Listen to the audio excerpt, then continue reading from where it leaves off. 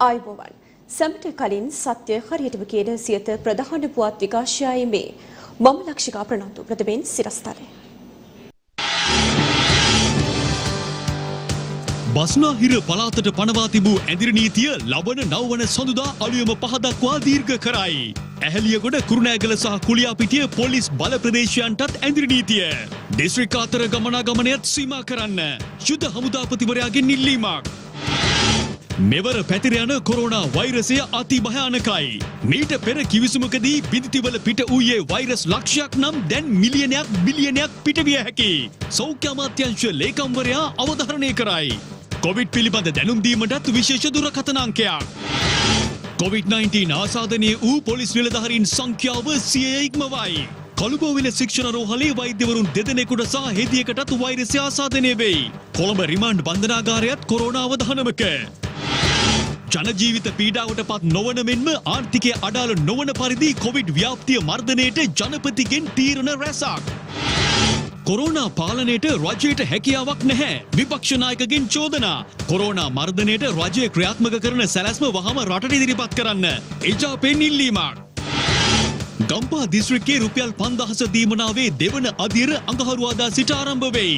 සතියක් තුල ගෙවීම අවසන් කළ යුතුයි. ඇමති ප්‍රසන්නගෙන් උපදෙස්. රටේ ආර්ථිකය ගැන බිය නොවන්න රාජ්‍ය ඇමති අජිත් නිවාඩ්ගෙන් පැහැදිලි කිරීමක්. දින 2ක් තුල කහ ටොන් 4ක් නාවික හමුදා අත්අඩංගුවට.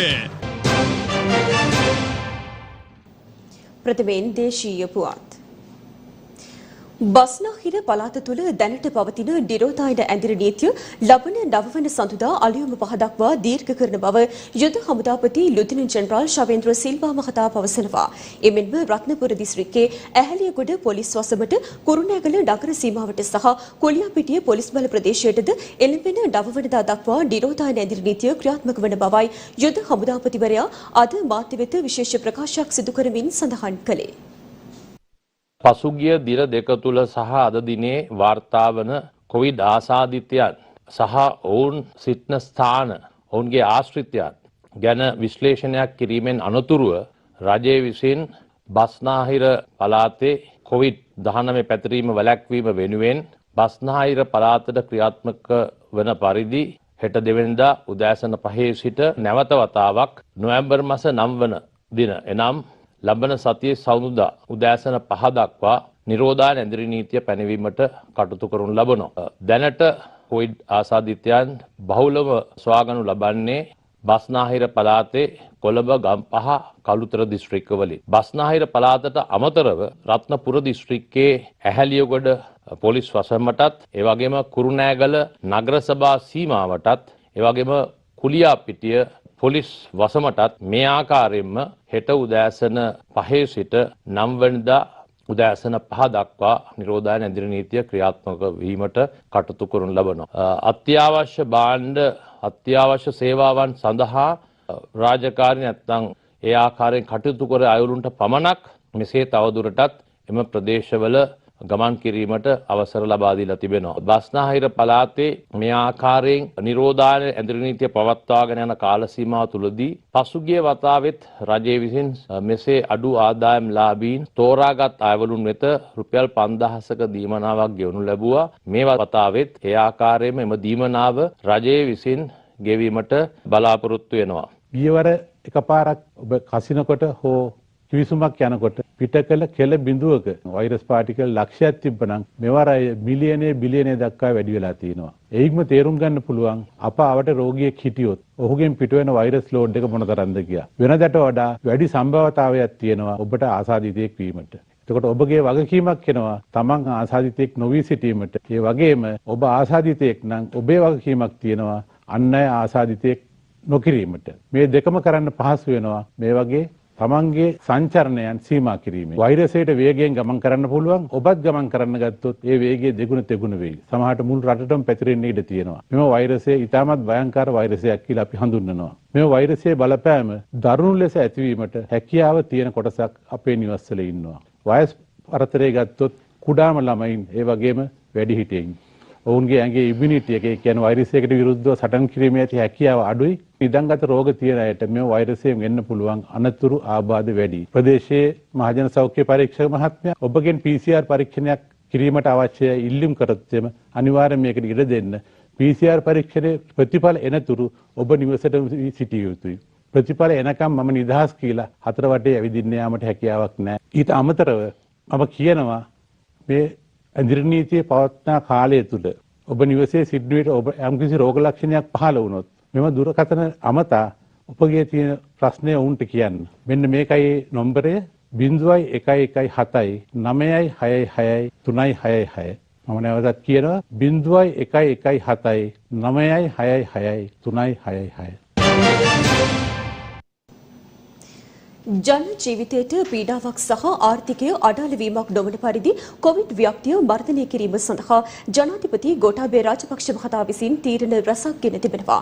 ඒ අද පැවති විශේෂ සාකච්ඡාවකට එක්වෙමින් කොවිඩ් මර්ධන ජනාධිපති කාර්යසාධක බලකායේ සමාජිකයින් සමග ජනාධිපති ගෝඨාභය රාජපක්ෂ මහතා අද පෙරවරුවේ සාකච්ඡාවක් පවත්වා තිබෙනවා.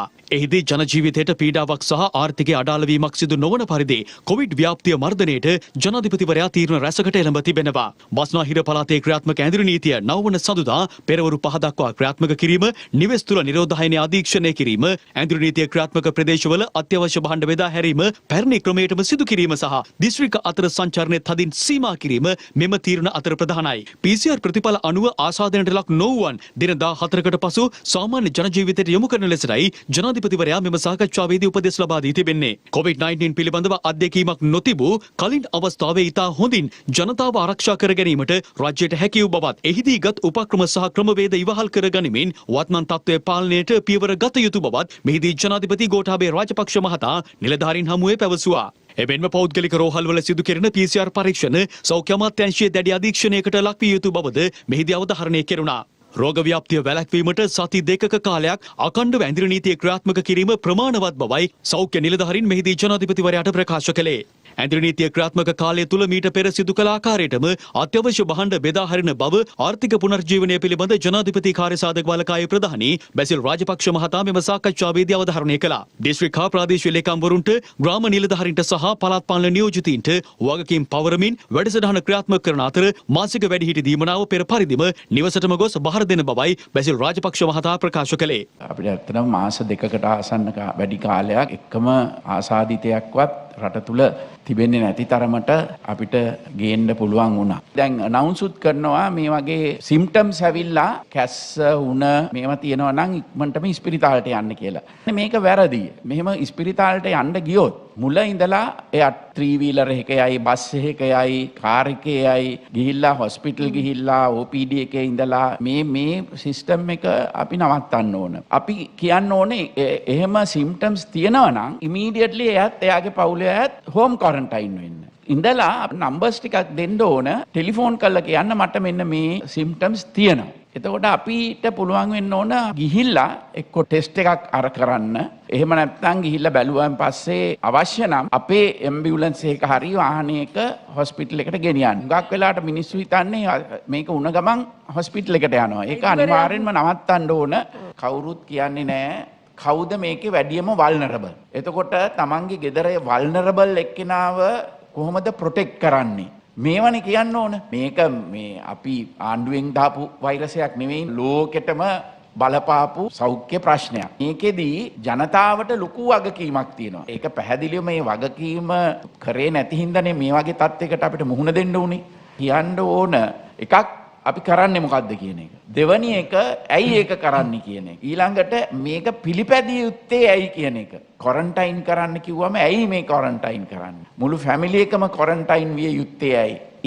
ඒ කාරණා පැහැදිලිව ජනතාවට කියන්නට ඕන. අපි දැක්කනේ දැන් මෙච්චර දවස් 3ක කර්ෆියු එකක් දැම්ම ගමන්ම ඔක්කොම කොහොම හරි ගාල්ලට යන්න, ඇල්ලට යන්න, එහෙම යන්න ගියා.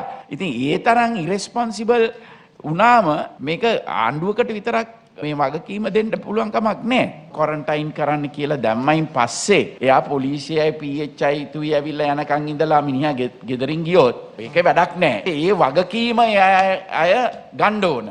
ඉතින් මෙන්න මේවා තමයි ජනතාවට එක්ස්ප්ලেইন කරන්න ඕන ගිහිල්ලා. ඇඳිරි නීති බලපත්‍ර වෙනුවට සේවා හැඳුනුම්පත යොදාගත හැකි ආයතන 84ක් පිළිබඳව ප්‍රකාශයට පත් කර ඇති බව පොලිස් මාධ්‍ය ප්‍රකාශක නියෝජ්‍ය පොලිස්පති අජිත් රෝහණ මහතා පවසනවා. සිය රාජකාරී හැඳුනුම්පත පෞද්ගලික කාර්යයන් සඳහා යොදා නොගන්නා ලෙසයි පොලිස් මාධ්‍ය ප්‍රකාශකවරයා ඉල්ලා සිටින්නේ. මේ වන විට 550කට ආසන්න පිරිසක් කොළඹින් බැහැර ප්‍රදේශවල නිරෝධායනයට ලක් කර තිබෙනවා. ඔවුන් 29 වෙනිදා හෝ 30 වෙනිදා බස්නාහිර පළාතෙන් පිටව ගොස් තිබෙන්නේ. ඔවුන් සිටින ස්ථානවලම නිරෝධායනයට ලක් කර තිබෙනවා. හෙට දින උදෑසන 5 සිට බස්නාහිර පළාතට පැමිණෙන මාර්ග විවෘත වෙනවා. ඒ මාර්ගවල මාර්ගබාධක වලින් මේ පිරිස් අත්අඩංගුවට ගැනීමට හෝ නිරෝධායන කටයුතු වලට යොමු කිරීමට අපට අවස්ථාව ලැබෙනවා. යම් හේයකින් දිගින් දිගටම ඇදිරි නීතිය පැවැත්වෙනවා නම් රාජ්‍ය ආයතන, රාජ්‍ය නොවන ආයතන පවත්වාගෙන යන්න සාමාන්‍ය ජන ජීවිතය යථාවත් කිරීම සඳහා. ඒ නිසා ඊයේ දිනේදී විශේෂ ඇදිරි නීති බලපත් ක්‍රමයක් පොලිස් මුලස්ථානයේ මගින් හඳුන්වා දුන්නා. ඒ අනුව රාජ්‍ය සංස්ථා, ව්‍යවස්ථාපිත මණ්ඩල, ඒ වගේම රාජ්‍ය නොවන වෙනත් මහජන සේවාවන් සපයන ආයතන, අමාත්‍යාංශ ඇතුළු ආයතන 84ක නිලධාරීන්ට තමන්ගේ රාජකාරී හැඳුනුම්පත පාවිච්චි කිරීමට හැකියාවක් තිබෙනවා ඇදිරි නීති බලපත්‍රයේ ලෙස. විශේෂයෙන්ම මාධ්‍යද ඇතුළුව. කෙසේ වෙතත් එය අවභාවිතා කිරීමෙන් වැළකින්න ඕනේ. කිසිම අවස්ථාවක තමන්ගේ පුද්ගලික කටයුතු සඳහා ඒක යොදා ගන්න එපා. දැන්ට අනාවරණය වෙලා තියෙන පරිදි 400ක 500ක ප්‍රමාණයක් තමයි එදා ඇදිරි නීතිය පැමිණීමට පෙර බස්නාහිර පළාතෙන් ගියා කියලා කියන්නේ. බස්නාහිර පළාතේ ජීවත් වන සමස්ත ජනගහනය හා සාපේක්ෂව සලකා බලන විට මේ ඉතාමත්ම සුළු පිරිසක් පමණයි. විශේෂයෙන්ම ඇතැම් සමාජ ජාල මෙබ්බඩු වලින් පළ කළ ආකාරයට 25000ක් වගේ 10000 15000ක් වගේ විශාල පිරිසක් බස්නාහිර පළාතෙන් බැහැරට පලා ගියා කියලා කියන කාරණාව සම්පූර්ණ අසත්‍යයක් බව අදිට අහුරු වෙලා තියෙනවා. බස්නාහිර පළාතේ බොහොම ඉගෙනගත්තු දැනුගත් පිරිසක් බහුතරයක් ජීවත් වෙන ප්‍රදේශයක්. ඒ ප්‍රදේශයේ මහජනතාව රජය සහ සෞඛ්‍ය අංශ වලින් ඒ වගේම ආරක්ෂක අංශ වලින් ලබා දුන් උපදෙස් පිළිපදිමින් තමන්ගේ නිවෙස් වලට වෙලා ඉතාමත්ම හොඳින් මේ ගත වෙච්ච දින දෙක තුල ඇඳිරි නීතියට අවනතව තමන්ගේ ක්‍රියාකාරකම් තමවල පවුල් වලට පමණක් සීමා කරගැනීමෙන් කටයුතු කරා. කිසියම් පුද්ගලයෙක් මේ නිරෝධායන නීති රීති පිළිබඳව කිසිම දැකීමක් කරන්නේ නැතුව පිට ප්‍රදේශවල ගිහින් සංචාරය කරලා මත්පැන් සාදවාදී පවත්වලා මේ වෛරස ව්‍යාප්තියට අනුබල දෙන ආකාරයට ක්‍රියා කර තිබෙනවා නම් ඔවුන්ට විරුද්ධව නිරෝධායන නීති වලට අනුව තදින් ක්‍රියා කිරීමට බලාපොරොත්තු වෙනවා. කොරෝනා වෛරසය ආසාදනය වූ පොලිස් නිලධාරීන්ගේ සංඛ්‍යාව 100 ඉක්මවා ගොස් තිබෙනවා.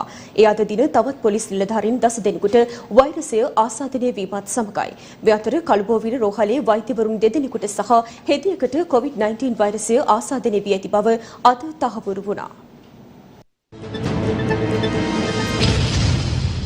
ඊයේ දිනේදී නව ආසාදිතයින් 239 දෙනෙකු මෙරටින් හඳුනා ගැනීමට හැකි වුණා. එම පුද්ගලයන් සියලු දෙනාම දේශීයව හඳුනාගත් ආසාදිතයින් බවයි COVID-19 පැතිරීම වැළැක්වීමේ ජාතික ක්‍රියාන්විත මධ්‍යස්ථානය සඳහන් කළේ. ඒ අනුව මෙරට සමස්ත ආසාදිතයින්ගේ සංඛ්‍යාව 10500 සීමාව ඉක්මවා ගියා. ඊයේ දින මෙරටින් තහවුරු වූ ආසාදිතයින් 239 දෙනා දිවයිනේ දිස්ත්‍රික්ක 7කින් වාර්තා වී තිබුණා. ඉන් වැඩිම පිරිසක් වාර්තා වී තිබුණේ කොළඹ දිස්ත්‍රික්කයෙන්. ඊයේ දින තහවුරු වූ ආසාදිතයින් අනුව කොළඹ දිස්ත්‍රික්කයෙන් ආසාදිතයින් 86 දෙනෙකු, රත්නපුර දිස්ත්‍රික්කයෙන් ආසාදිතයින් 28 දෙනෙකු, ගම්පහ දිස්ත්‍රික්කයෙන් ආසාදිතයින් 21 දෙනෙකු, කළුතර දිස්ත්‍රික්කයෙන් ආසාදිතයින් 20 දෙනෙකු, වවුනියාව දිස්ත්‍රික්කයෙන් ආසාදිතයින් 11 දෙනෙකු, කෑගල්ල දිස්ත්‍රික්කයෙන් ආසාදිතයින් 10 දෙනෙකු සහ ගාල්ල දිස්ත්‍රික්කයෙන් ආසාදිතයින් 9 දෙනෙකු තහවුරු වී තිබුණා.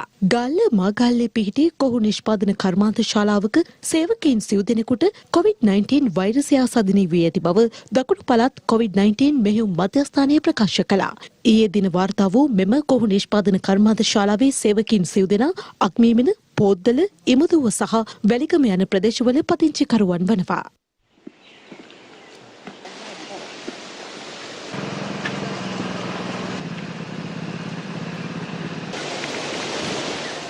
දෙමටගොඩ පොලිසියේ කොළඹ අපරාධ කොට්ටාසය සහ මෝදර පොලිස් ස්ථානයේ නිලධාරීන් 6 දෙනෙකුට මෙන්ම මාලිගාවත්ත මරදාන ග්‍රෑන්ඩ් පාස් සහ වරාය පොලිසියේ එක් නිලධාරියෙකුට බැගින්ද කොරෝනා වෛරසය ආසාදනය වී ඇති බව තහවුරු වී තිබෙනවා. ඒ අනුව COVID-19 වෛරසය ආසාදනය වූ පොලිස් නිලධාරීන්ගේ සංඛ්‍යාව මේ වන විට 100 ඉක්මවා තිබෙනවා. කොළඹ රිමාන්ඩ් බන්ධනාගාරයේ සේවයේ නියුතු බන්ධනාගාර සැරයන්වරයෙකුට කොරෝනා වෛරසය ආසාදනය වී ඇති බවට තහවුරු වී තිබෙනවා. ඔහු නාරාහෙන්පිට ප්‍රදේශයේ පදිංචිකරුවෙකු වන අතර එම ප්‍රදේශයේ ඉකුත් 26 වනදා සිදු කළ අහඹු PCR පරීක්ෂාවකදී සැරයන්වරයාට වෛරසය වැළඳී ඇති බවට තහවුරු වී ඇත්තේ. කෙසේ වෙතත් ඔහු අවසන් වරට සේවයට වාර්තා කර ඇත්තේ ඉකුත් 24 වන දිනයි. මේ අතර කළුබෝවිල රෝහලේ වෛද්‍යවරු දෙදෙනෙකුට සහ හෙදියකට COVID-19 වෛරසය ආසාදනය වී තිබෙනවා. ළමා වාට්ටුවේ සේවය කරන වෛද්‍යවරු දෙදෙනෙකු සහ හෙදියක් මෙලෙස ආසාදනය වී තිබෙනවා. එම වාට්ටුවේ නේවාසිකව ප්‍රතිකාර ලබමින් සිටි දරුවෙකු සහ මවක් පසුගියදා වෛරස් ආසාදිතයින් ලෙස හඳුනා ගැනුණා. මේ හේතුවෙන් එහි වෛද්‍යවරුන් සහ හෙදියන් ස්වයං නිරෝධහයිනට ලක්වමින් සිටින අතරතුර සිදු කළ PCR පරීක්ෂණය තුළින් මෙම වෛද්‍යවරුන් ආසාදිතයින් බවට තහවුරු වී තිබෙනවා. කොවිඩ් ආසාදිත බවට තහවුරු වූ බෙරුවල වරායෙන් මුහුදු ගිය බහුදින දීවර යාත්‍රාවක සිටි දීවරයා අද ගොඩබිමට පැමිණියා.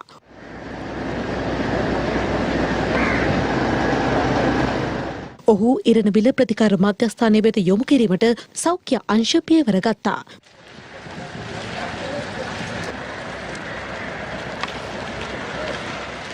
මේ අතර වෛරසය ආසාදනය වූ එම දීවරයා සමග මුහුදු ගිය තවත් දීවරයින් 5 දෙනෙකු දීවර යාත්‍රාව තුළම ස්වයං නිරෝධහයිනය සඳහා යොමු කර තිබෙනවා. දවස් 7කින් අපි ඕගොල්ලන්ගේ PCR එකක් කරනවා. හරි.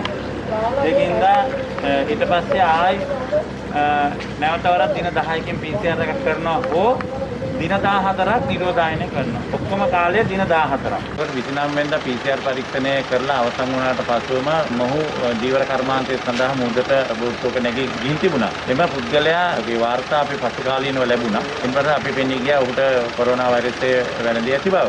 ඒ නිසා එම බෝට්ටුව අයිතිකරු විසින් අපි ඔහුට දන්වා බෝට්ටුව නැවත වරක් අපි ගොඩබිමට අද ගෙන්නුවා. මුල්ලෙරියව රෝහලේ අකර්මණ්‍ය තත්වයට පත්ව ඇති PCR යන්ත්‍රය හෙට දිනය වන විට යථා තත්වයට පත් කරන බව මෙරට චීන තානාපති කාර්යාලය පවසනවා. යන්ත්‍රයේ යථා තත්වයට පත් කිරීම සඳහා පියවර ගෙන ඇති අතර 100%ක් නිර්වද්‍ය තොරතුරු ලැබෙන්නේද යන්න තහවුරු කිරීම සඳහා පරීක්ෂණ වාර කිහිපයක් සිදු කිරීමට කටයුතු කර ඇති බවයි චීන තානාපති කාර්යාලය නිකුත් කළ ට්විටර් පණිවිඩයේ දැක්වුණේ. පරීක්ෂණාගාරයේ මෙහෙයුම් සිදු කරන මේසේ අස්ථාවරභාවය මෙම තත්වයට හේතු වන්නට ඇති බවද චීන තානාපති කාර්යාලය වැඩිදුරටත් සඳහන් කළා. මේ අතර ඇඳිරි නීතිය පැනවීම හේතුවෙන් ජීවනෝපාය අහිමි වූ ගම්පහ දිස්ත්‍රික්කයේ පවුල් සඳහා රුපියල් 5000 ලබා දීමේ දෙවන අදියර ලබන අඟහරුවාදා සිට ආරම්භ කරන බව සංචාරක අමාත්‍යාංශය මාධ්‍ය නිවේදනයක් නිකුත් කරමින් ප්‍රකාශ කළා. ප්‍රාදේශීය ලේකම්වරුන්ට ඒ සඳහා මුදල් ලැබීමෙන් පසු සතියක් තුළ අදාළ දීමනාව ලබා දී අවසන් කරන ලෙස උපදෙස් ලබා දී ඇති බවද සංචාරක අමාත්‍ය ප්‍රසන්න රණතුංග මහතා ප්‍රකාශ කර තිබෙනවා. මේ අතර අධිකරණ කටයුතු ඉදිරි කාලය තුළ පවත්වාගෙන යාමට හැකිවන ආකාරයෙන් අලුත් කඩේ උසාවි සංකීර්ණය විෂ බීජ හරණයට ලක් කිරීමේ කටයුතු අද දින සිදු කර තිබෙනවා.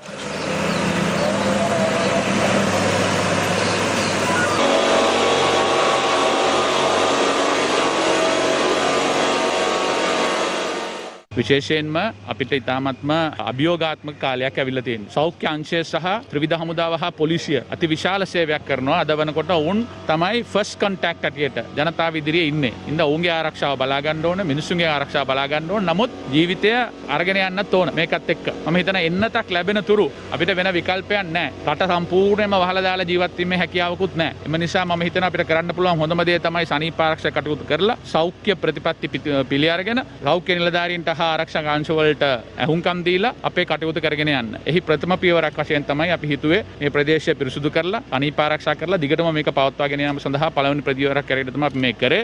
COVID-19 වසංගත තත්ත්වයේ හමුවේ රටට සහ ජනතාවට සෙත්පතා දිවයිනේ සෑම විහාරස්ථානයකම රතන සූත්‍රය සජ්ජායනා කරන ලෙස අග්‍රාමාත්‍ය මහින්ද රාජපක්ෂ මහතා මහා සංඝරත්නයෙන් ඉල්ලීමක් සිදු කළා.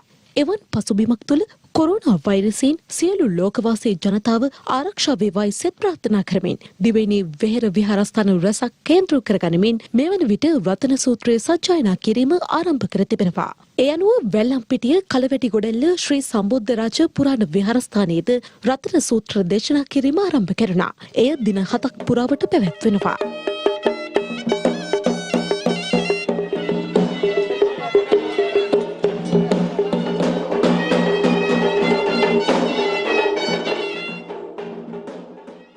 එම විහාරස්ථානයේ විහාරාධිපති පූජ්‍ය හඟුරන්කෙත විමලානන්ද හිමියන්ගේ අනුශාසනා පරිදි මහා සංඝරත්නය වැඩම කරවා රතන සූත්‍ර දේශනාව ආරම්භ කර තිබෙනවා.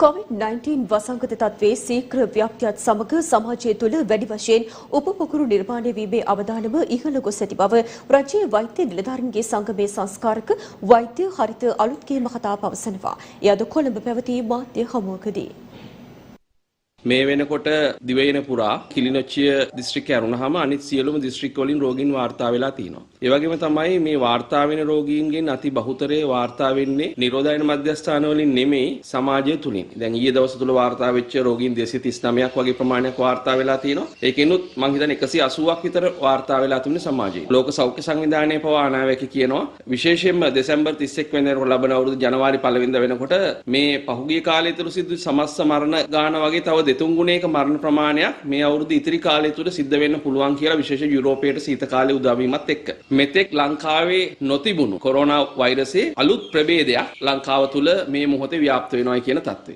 ඒ වගේ මේ අය කියනවා ඒ අයගේ වාර්තාව තුළ මේක මේ වෙනකොට යුරෝපීය රටවල් වල තියෙන විශේෂයෙන්ම සඳහන් කරනවා ඩෙන්මාර්කය සහ ස්වීඩනය වගේ රටවල් වල තියෙන රෝගී වෛරසයේ මේ ප්‍රභේදයට සමාන ලක්ෂණ පෙන්눔 කරනවා කියන කාරණය.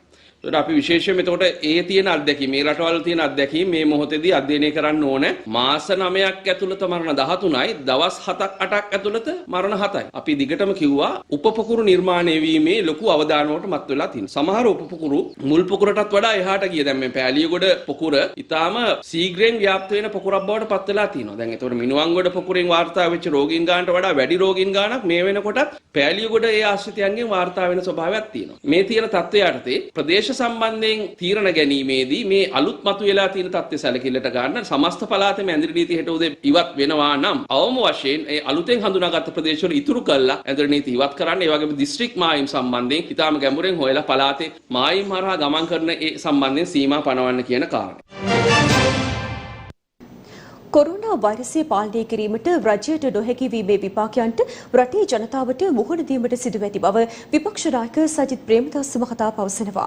එය අද අනුරාධපුර ඉසුරුමුණි විහාරස්ථානයට පැමිණි අවස්ථාවේදී මාධ්‍ය වෙත අදහස් දක්වමින් විපක්ෂ නායක සජිත් ප්‍රේමදාස මහතා අද අනුරාධපුර ඉසුරුමුණි විහාරස්ථානයට පැමිණ ආගමික වතාවත්වල නිරත වුණා.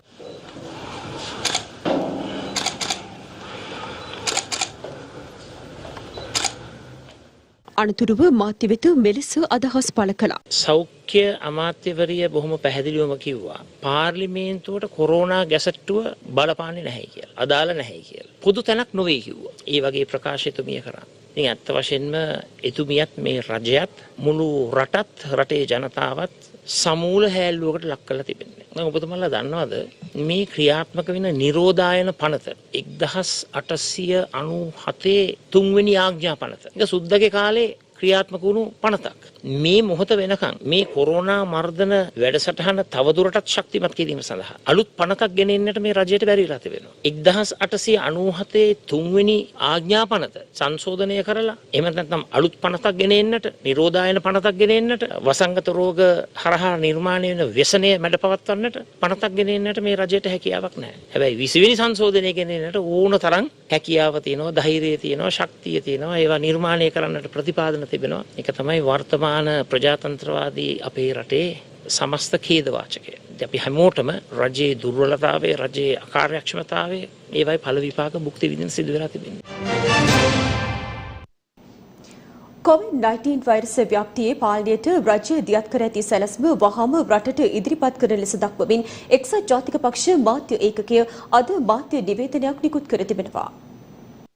කොරෝනා මර්ධනය කිරීම සඳහා රජය අනුගමනය කරන සැලැස්ම වහා රටට ඉදිරිපත් කරන ලෙස දක්වමින් එක්සත් ජාතික පක්ෂය අද මාධ්‍ය නිවේදනයක් නිකුත් කර තිබෙනවා. එම නිවේදනයෙන් උපුටා ගැනීම කොරෝනා වසංගතය පාලනය කර ඇති බවට බලධාරීන් ලවා දිගින් දිගටම ප්‍රකාශ සිදු කරමින් සිටියද මේ වන විට අනාවරණය වන කරුණු මත තත්ත්වයේ ඇති බරපතලකම රට හමුවේ හෙළිවෙමින් පවතී. එක්සත් ජාතික පක්ෂය විසින් දිගින් දිගටම කොරෝනා මර්ධනය සඳහා ලද මුදල් පිළිබඳ රජයෙන් ප්‍රශ්න කළ අතර ඊට රජය ලබා දුන් පරස්පර පිළිතුරු පිළිබඳ අපට කිසිදු සෑහීමකට පත්විය නොහැක.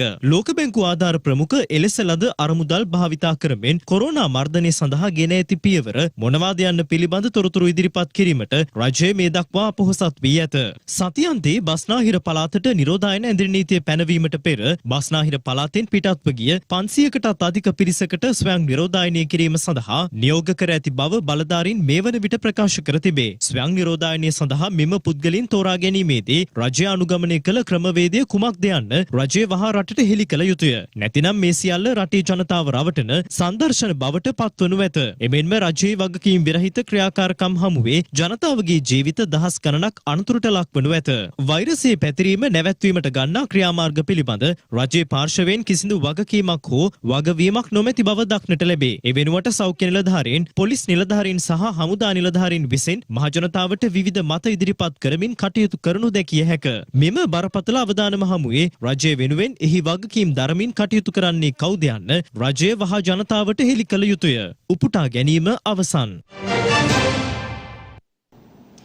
කොවිඩ් අරමුදල සහ ලෝක බැංකුව හරහා ලද ආධාරවලින් රජය මෙතෙක් කොරෝනා වර්ධනයට කිසිදු පියවරක් ගෙන නොමැති බව පාර්ලිමේන්තු මන්ත්‍රී නලින් බණ්ඩාර මහතා පවසනවා.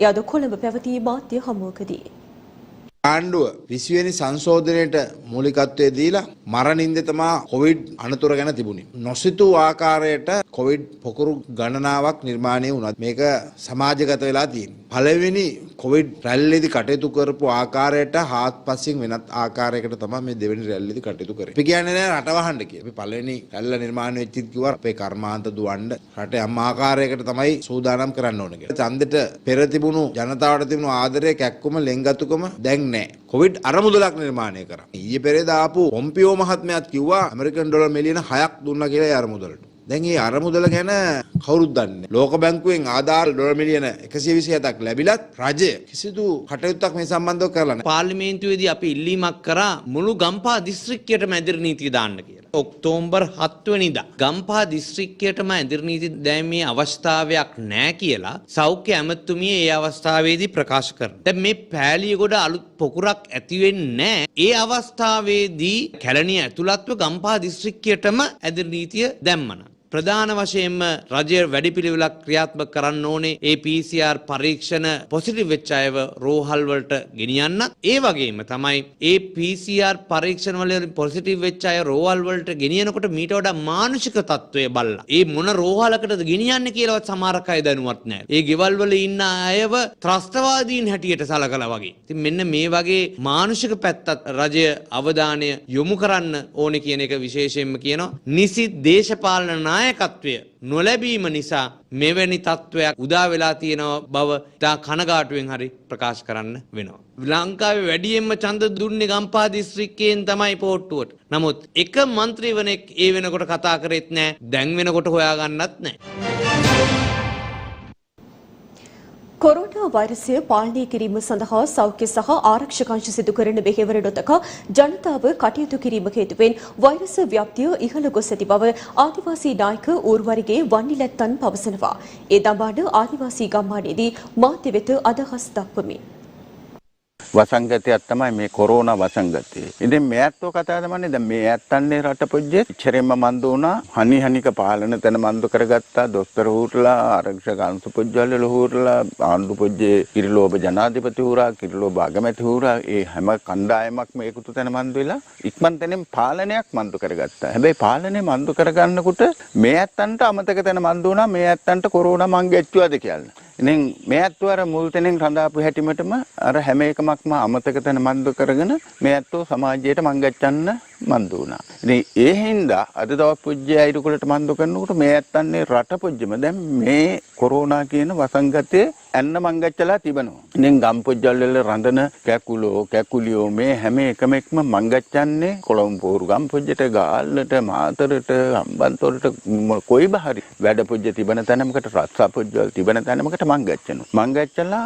ඒ ඇත්තු මංගච්චන්නේ ගම්පොජ්ජට. ගම්පොජ්ජට මංගච්චපුවම ගම්පොජ්ජේ ඒ ඇත්තන්නේ පවුලටත් ඒ පවුල හිටලාගෙන ඒ ඇත්තොත් එක්ක ළඟතෙනෙන් රඳන අනිත් පවුල් වලට මේ කොරෝනා මංගච්චනවා. මේ ඇත්තු අයාලේ මංගච්චුවොත් දොස්තර හූරලා එකමක් නෙවෙයි දෙකමක් නෙවෙයි 100ක් ඉන්ති බවත් මේතන පාලනය මන්දු කරගන්න අමාරුද නැහැ. ශ්‍රී ලංකාවේ ආර්ථිකය සහ ණය ගෙවීමේ හැකියාව පිළිබඳව අනියත බියක් ඇති කරගත යුතු නොවන බව මුදල් රාජ්‍ය අමාත්‍ය අජිත් නිවාඩ් කප්‍රාල් මහතා පවසනවා. ඒ මාධ්‍ය වෙත නිවේදනයක් නිකුත් කරමින් COVID-19 වසංගතය පැතිර යාමත් සමග ශ්‍රී ලංකාව ඇතුළු බොහෝ රටවල් ආර්ථික කටයුතුවල පසුබෑමක්, විදේශ විනිමය ඉපැයීම් පහළ යාමක්, ආදායම් එකතු කිරීමේ අඩුවීමක් සහ සෞඛ්‍ය හා සුබ සාධන ආශ්‍රිත වියදම් වැඩිවීමක් දක්නට ලැබී තිබෙනවා. එහෙත් රජය සහ මහ බැංකුව ලබා දුන් කඩිනම් හා ස්ථිර ප්‍රතිපත්තිමය සහයෝගය මගින් COVID-19 තත්ත්වය අහිතකර බලපෑම් විශාල වශයෙන් අවම කර ගැනීමටත් 2020 වසරේ මැයි මාස මැද භාගය වන විට නව සාමාන්‍යයක් යටතේ යථා තත්ත්වයට පත් කිරීමටත් ශ්‍රී ලංකාවට හැකි වී තිබෙන බව රාජ්‍ය අමාත්‍යවරයා පෙන්වා දෙනවා. එමගින් බොහෝ ආර්ථික ක්‍රියාකාරකම් මැයි මාසයේ සිට සැලකිය යුතු ලෙස යථා තත්ත්වයට පත්ව ඇති අතර මෙම ප්‍රකෘතිය අඛණ්ඩව සිදුවන බවද පවසනවා. ඒ අනුව 2020 දී රාජ්‍ය මූල්‍ය හිඟය පුළුල් වීම සහ ණය මට්ටම ඉහළ යාම දීර්ඝ කාලීන ණය අර්බුදයක් ලෙස සාමාන්‍යකරණය නොකළ යුතු අතර එය නව රජයේ ප්‍රතිපත්ති රාමුව තුල මනාව ප්‍රකාශ කර ඇති මූල්‍ය ඒකාග්‍රතා කිරීමේ මාවතෙන් බැහැරවීමක් පමණක් බව සැලකිය යුතු බවයි රාජ්‍ය අමාත්‍යවරයා පෙන්වා දෙන්නේ. 2015 සිට 2019 දක්වා කාලය තුල පෙන්눔 කරන ලද දේශපාලනික හා ප්‍රතිපත්ති ශේෂ්ත්‍රයන්හි අවිනිශ්චිතතාවයන්ට පිළියම් යෙදීමට නව රජයට දැන් හැකියාව ලැබී ඇති බවද හෙතෙම පවසනවා. වසංගතයේ හේතුවෙන් විදේශ විනිමය ඉපැයීම් අඩුවීමේ සම්භාවිතාවයක් දක්නට තිබූ විට විදේශ ණය ගෙවීම සඳහා ප්‍රමුඛතාවය ලබා දීමේ අවශ්‍යතාවය සැලකිල්ලට ගැනීමට සිදු වූ බවත් එවිට විදේශ විනිමය සංරක්ෂණය කිරීම අවශ්‍ය වූ බවට රජය තීරණය කළ විට ඒ සඳහා 2020 වසරේ මාර්තු සිට අත්‍යවශ්‍ය නොවන භාණ්ඩ ආනයනය සඳහා සීමාවන් පැනවීමට රජයට හැකි වී ඇති බවයි රාජ්‍ය අමාත්‍යවරයා පවසන්නේ. මෙම තීරණාත්මක ක්‍රියාමාර්ග සහ ගෝලීය ඛනිජ තෙල් මිල අඩුවීම හරහා මේ වසරේ මුල් මාස 9 තුල වෙළඳ ආනයන සඳහා වූ වියදම පසුගිය වසරේ මෙම කාලයට සාපේක්ෂව ඇමරිකානු ඩොලර් බිලියන 3කට ආසන්න මුදලක ඉතිරියක් පෙන්눔 කර ඇති බව සඳහන්. මේ වසරේ මේ දක්වා කාලය තුල 1.5% පමණ ඉතා සුළු ක්ෂයවීමකට අයත්ව රුපියලේ අගය ස්ථාවර කර ගැනීමට රටට හැකි වී තිබෙනවා. මේ වසර තුලදී විදේශ විනිමය වෙළඳ පොලෙන් ඇමරිකානු ඩොලර් මිලියන 300ක් මිලදී ගැනීමටද මහ බැංකුවට හැකියාව ලැබී තිබෙනවා. එහි ප්‍රතිඵලයක් වශයෙන් 2020 වසරේ ඔක්තෝබර් මාසයේදී පරිණත වූ ජාත්‍යන්තර ස්වෛරී බැඳුම් කර සඳහා ඇමරිකානු ඩොලර් බිලියනයක් ආපසු ගෙවීමක්ද ඇතුළුව මේ වසරේ මේ දක්වා ඇමරිකානු ඩොලර් බිලියන 4ක පමණ විදේශීය ණය පියවීමෙන් පසුවද නිල සංචිත ඇමරිකානු ඩොලර් බිලියන 6කට ආසන්න මට්ටමක පවත්වා ගැනීමට හැකියාව ලැබී තිබෙනවා. මේ අතර ශ්‍රී ලංකා මූල්‍ය බලධාරීන් මේ වන විටත් චීන සංවර්ධන බැංකුවෙන් ඇමරිකානු ඩොලර් මිලියන 700ක ණය මුදලක් ලබා ගැනීම සඳහා සාකච්ඡා කරමින් සිටින බවත් එහි පොලි අනුපාතය සහ ආපසු ගෙවීමේ කොන්දේසි මෑතකදී ගෙවීම අවසන් කළ ස්වෛරීත්ව බැඳුම් කරයට සාපේක්ෂව ඉතා වාසිදායක වනු ඇති බවත් මීට අමතරව ශ්‍රී ලංකා රජයේ සුරකුම් පත්වල ආයෝජනය කරන ඕනෑම විදේශීය ආයෝජකයෙකු සඳහා අවදානම් රහිත විනිමය අනුපාතයක් ලබා දෙන ස්වැප් පහසුකමක් හඳුන්වා දී ඇති අතර ඉදිරි කාලය තුල විදේශ විනිමය ගලා ඒම ඉහළ නැංවෙනු ඇතැයි අපේක්ෂා කරන බවයි රාජ්‍ය අමාත්‍ය අජිත් නිවාඩ් කබ්‍රාල් මහතා වැඩිදුරටත් පවසන්නේ. දැන් පොසිටිව් මිනිට් විශේෂාංගය.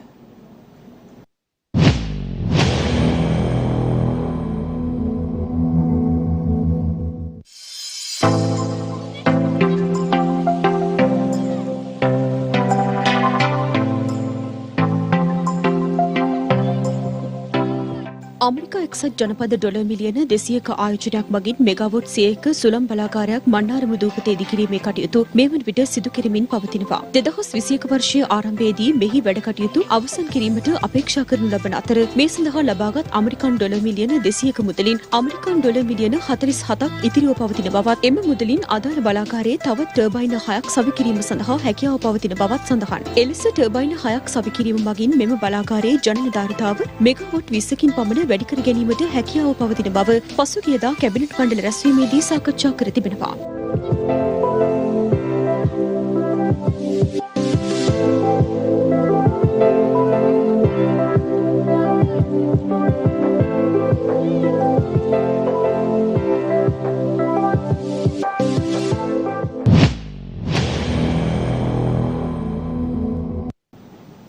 මෙන්න අප වෙත දැන් ලැබුණු පුවතක්. අද දිනේ තුල මේ වන විට නව කොරෝනා රෝගීන් 193 දෙනෙක් වාර්තා වී ඇති බව යුද හමුදාපති ලුතිනන්ට් ජෙනරාල් ශවේන්ද්‍ර සිල්වා මහතා ප්‍රකාශ කළා. ඒ අනුව විනුවන්ගොඩ කොවිඩ් පොකුර 7378 දක්වා ඉහළ ගොස් තිබෙනවා. කිරිනොච්චිය දිස්ත්‍රික්කයට මේ දිනවල පවතින දැඩි නියං සහිත කාලගුණ තත්ත්වයේ හේතුවෙන් ජලය නොමැතිව ගම්මාන රැසක ජනතාව දැඩි ලෙස පීඩාවට පත්ව සිටිනවා. මානව පැවැත්මට උපකාරී වන ජල චක්‍රය නිසි ලෙස ක්‍රියාත්මක වීමට නම් ගස්වැල් නිදහසේ වැඩෙන්නට ඉඩ හැරිය යුතුයි. නමුත් දිනෙන් දින සිදුවන්නේ නිදහසේ වැවෙන ගහකොළ කපා දැමීමට මිනිසා විසින්ම කටයුතු කිරීමයි. මේ හේතුවෙන් වැසි ජලයද ක්‍රමක්‍රමයෙන් අපට අහිමි වී යනවා. මෙලෙස වර්ෂාව නොමැතිව ඇති වූ දැඩි නියං තත්ත්වයේ හේතුවෙන් කිරිනොච්චිය දිස්ත්‍රික්කයේ බොහෝ ගම්මානවල ජනතාව තම දෛනික අවශ්‍යතාවයන් සපුරා ගැනීමට නොහැකිව දැඩි අසීරුතාවයන්ට මුහුණ පා සිටිනවා. මෙම දිස්ත්‍රික්කයේ කරේචි ප්‍රාදේශීය ලේකම් කාර්යාලයේ විනයාගපුරම් ප්‍රදේශයේ ලිංවල ජලය සම්පූර්ණයෙන්ම පාහේ හිඳී ගොස් ඇති බවයි අපට වාර්තා වන්නේ. මේ හේතුවෙන් එම ප්‍රදේශයේ වාසය කරන පවුල් 200ක පමණ ජනතාවට පානීය ජලය ලබා ගැනීම සඳහා බොහෝ දුරක් ගමන් කළ යුතු බවට එම ප්‍රදේශවාසීන් පවසනවා. එමෙන්ම එම ප්‍රදේශයේ පිහිටි පොකුණේ ජලයද සිඳී ගොස් ඇති බැවින් නිසි අයුරින් ස්නානය කර ගැනීමට හෝ හැකියාවක් නොමැති බවයි එම ප්‍රදේශවාසීන් වැඩිදුරටත් අප සමග පවසා සිටියේ. සෑම වසරකම මෙම කාල සීමාව වන විට මෙම ජනතාවට මෙම ජල ගැටලුවට මුහුණ පෑමට සිදුවන බැවින් එම ජනතාව නිසි බලධාරීන්ගෙන් ඉල්ලා සිටින්නේ ප්‍රදේශයේ පොදු ලිඳක් ඉදිකර පවතින පොදුලින් ගැඹුරු කර දී ඔවුන්ගේ ජල ගැටලුවට ස්ථාවර විසඳුමක් ලබා දෙන ලෙසයි. මේ වතුර නැති එක අපිට ලොකු ගැටලුවක් වෙලා. මේ පැත්තට තියෙන ලොකුම ප්‍රශ්නේ මේක. හරියට දාන්න විදිහක් නැහැ. ඔයා පියා ගන්න විදියක් නැහැ. වගාවල් සේරම විනාශ වෙලා වතුර නැතුව. පුළුවන් නම් ඉක්මනට අපිට වතුර ටික ලබා දෙන්න. என்னென்ன பிரச்சனை இல்லைங்க தண்ணி இல்லாதால என்னென்ன பிரச்சனைகள் எதிர்கொள்றீங்க? தண்ணி தான் நீ பிள்ளைகளுக்கு வீட்டுக்கு இருக்கு என்னத்துக்கு போனால் பிள்ளைகளும் குளத்துக்கு தானே கொண்டு வர குளிக்க. ආරක්ෂක අංශ විසින් දිවයිනේ ප්‍රදේශ කිහිපයක සිදු කළ වැටලීම් කිහිපයක් දැන්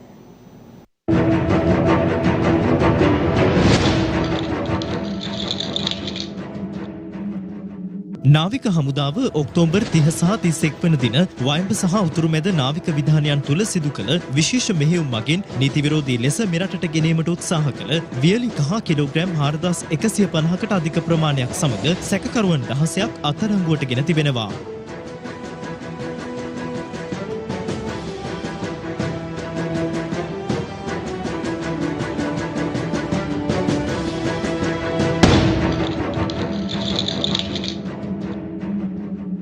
පොලිස් විශේෂකාරී බලකායි විශේෂ මෙහෙයුම් ඒකකයේ සිදු කළ වැටලීමකින් එකවර පතරම් 6ක් දැමිය හැකි බෝර 12 වර්ගයේ ෂෝට්කට්ස් ගිනියවියක් අනන්‍යතාවයේ තහවුරු කර ගැනීමට නොහැකි රථවාහන අංක තහඩු දෙකක් සමග සැකකරුවෙකු ඊයේ රාත්‍රියේදී බලපිටිය පාතේගමදී ප්‍රශ්න කිරීම සඳහා අත්අඩංගුවට ගෙන තිබෙනවා. මෙම සැකකරු සංවිධානාත්මක අපරාධකරුවෙකු සහ මද්‍රව්‍ය ජාවාරම්කරුවෙකු වන පොඩි ලැසී නැමැත්තාගේ සමීපතමයෙකු බවයි මූලික විමර්ශනවලදී අනාවරණය වී ඇත්තේ.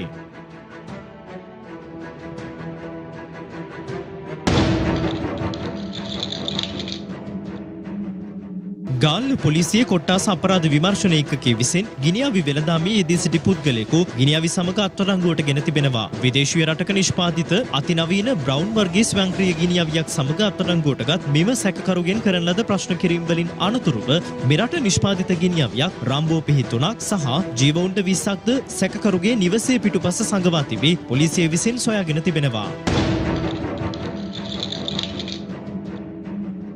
කාලයක සිට කාන්තාවන් රවටමින් රන් භාණ්ඩ සොරකම් කිරීමේ නියැලුණු මංකොල්ල කල්ලියක සමාජිකයන් සිව් දෙනෙකු අත්අඩංගුවට ගැනීමට පොල්පිටිගම පොලිසිය සමත් වී තිබෙනවා.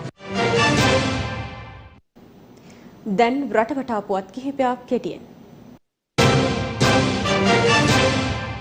කුරුණෑගල මීගමුව මාර්ගයේ බුලුපිටිය ප්‍රදේශයේදී බලපත්‍ර නොමැතිව දැවකඳන් තොගයක් ප්‍රවාහනය කළ ලොරි රථයක් එම රථයේ රියදුරු සමග අත්අඩංගුවට ගෙන තිබෙනවා. ඒ කුරුණෑගල පොලිසියට ලද තොරතුරක් මතයි. අත්අඩංගුවටගත් ලොරිය පරීක්ෂා කිරීමේදී ලක්ෂ 5කට අධික වටිනාකමකින් යුත් මහෝගනි කඳන් 50ක් සහ තේක කඳන් 21ක් හමු වූ බවයි පොලිසිය සඳහන් කළේ. ඊයේ රාත්‍රියේදී මහනුවර නගරයේ හරස් වීදියේදී මෝටර රථයක් තවත් මෝටර රථයක් අනතුරට ලක් කර පලා ගොස් තිබෙනවා. එම අනතුර අසල තිබූ ආරක්ෂිත කැමරාවක මෙලෙස සටහන් වී තිබුණා.